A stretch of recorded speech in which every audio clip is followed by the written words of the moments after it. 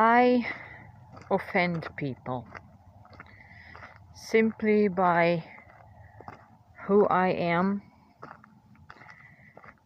and what I say. Right? Now, if I was afraid of offending people and conform myself to the version that they prefer, I could never be myself, and it would be an endless shape-shifting, morphing in inauthenticity, just trying to please everyone around me.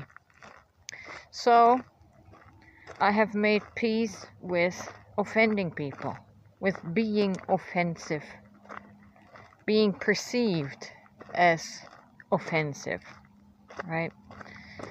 It's just what it is. I can't change myself to be less offensive. But I'm trying to figure out within myself, my subconscious mind is always trying to find the calmest, most peaceful way to navigate through this life.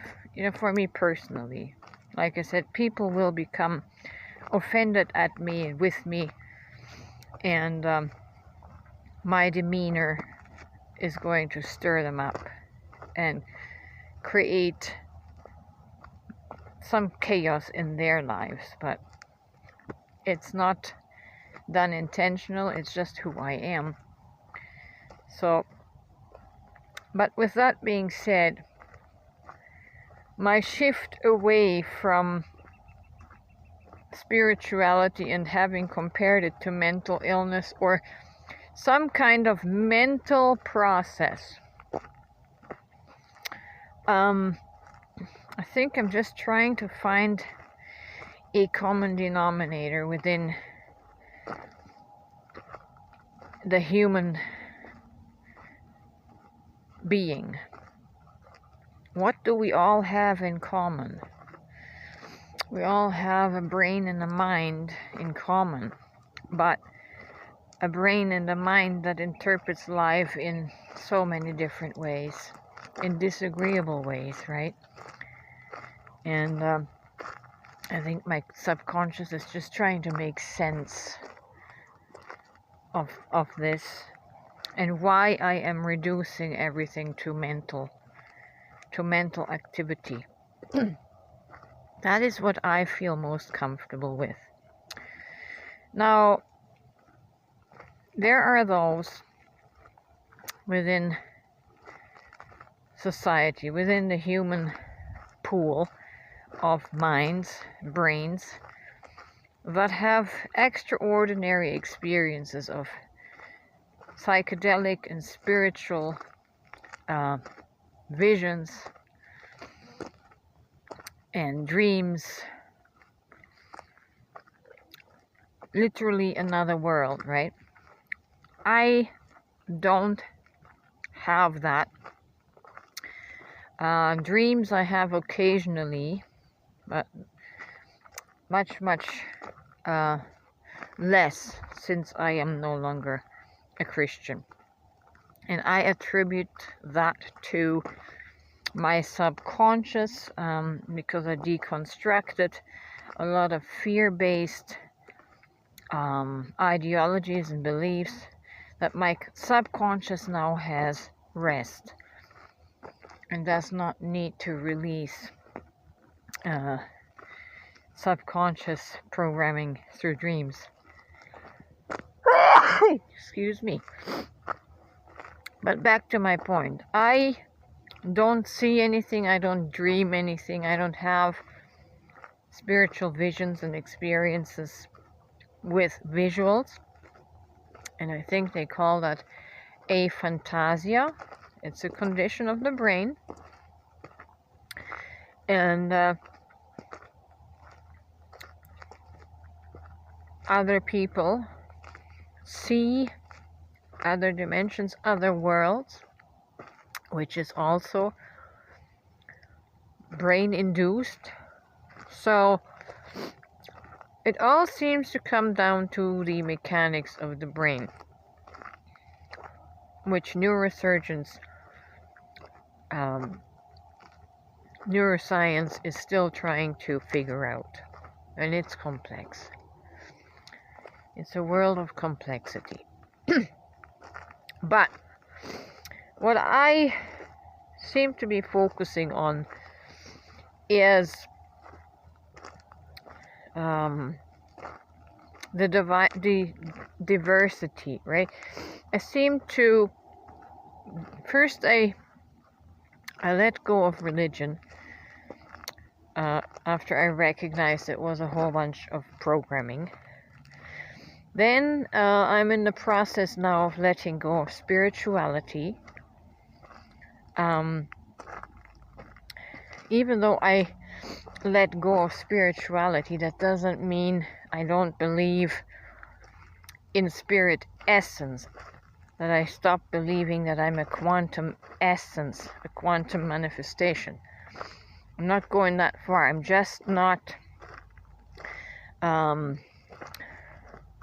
expanding and building up this belief system with all the spiritual terminology, because at the end of the day, what happens is our ego will take that information, those experiences, and build a new identity around that, right? And so people become offended with one another. The people that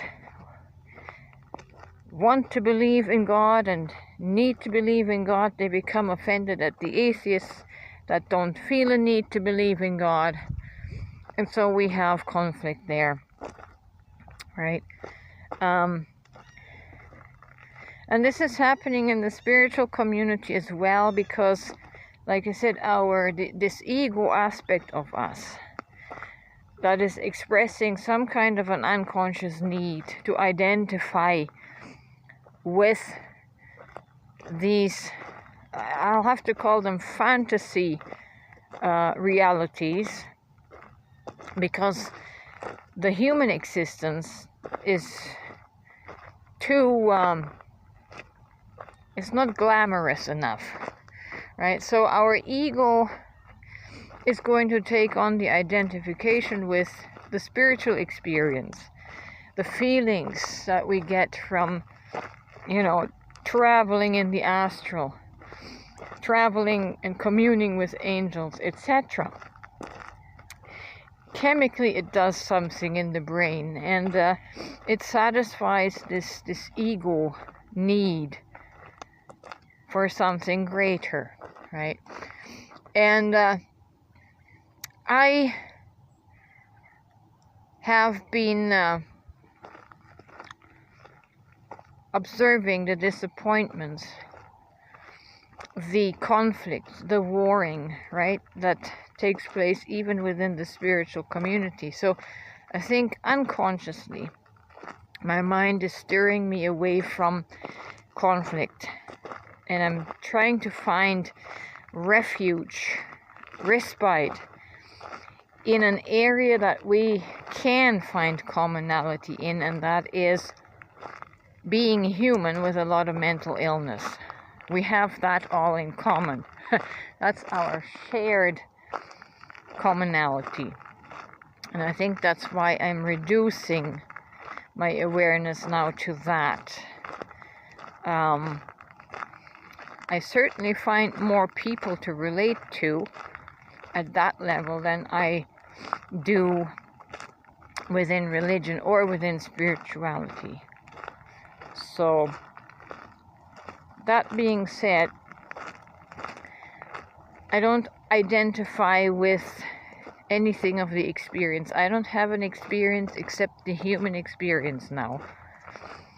And this reality. In the back of my mind, I have the consciousness that I am the all all-encompassing essence that we call God. I am that in the background while I live this human experience with all of you guys, right? So between these two, to cut out spirituality and religion and simply have the flame consciousness, the awareness of source, that I am source on the one hand and living out a human reality on the other. With these two combined, I seem to be able to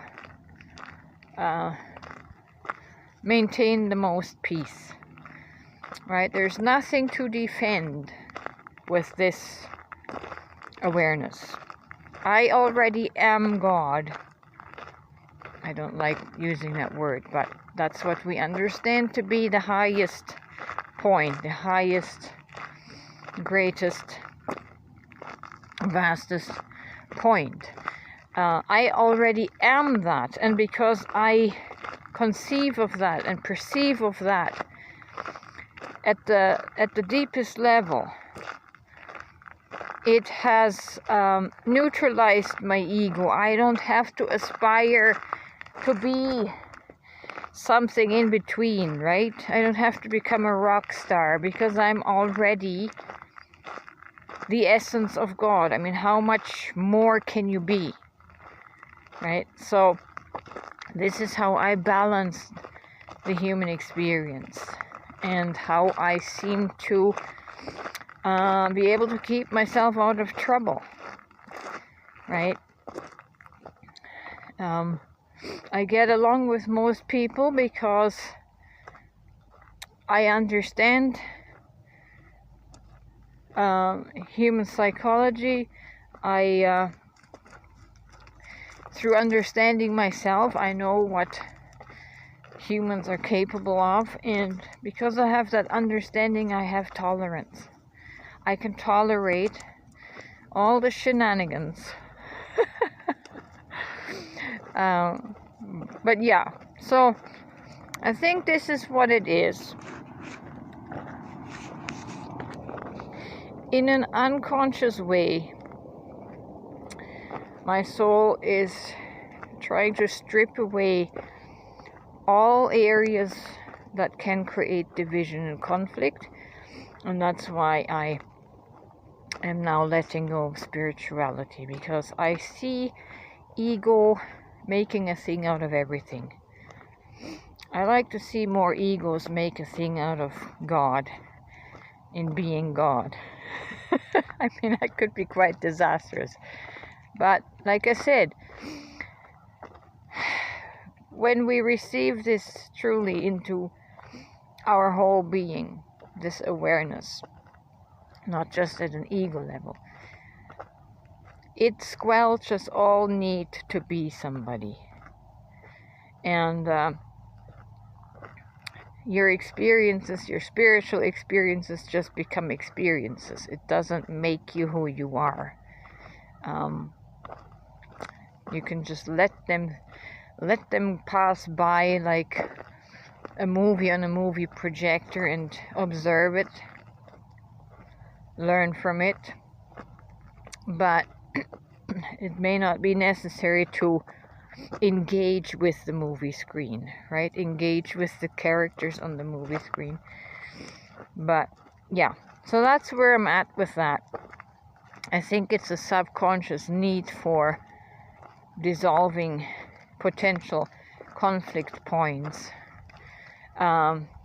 First and foremost, to maintain my own peace within my own inner being, and no longer having the need for a belief in God or spiritual experiences or medicine-induced psycho trips, etc., etc. I've no need for any of that. I have no need in that department, and that is what allows me to be at peace. And I think that's wonderful for me. I used to argue, I used to debate, I used to have to enforce my viewpoints on everyone because I derived my identity and security from that. And that is no longer the case. You are free to disagree with me. You are free to get angry with me. You are free to get offended at me. It's all good. I don't hold on to any of that because I do not identify with any of that. I am already the highest and I'm already the lowest. There's nothing in between that I need to peg myself to, right? So I hope this helps. And maybe I offended you even with this musing. What am I to do, right?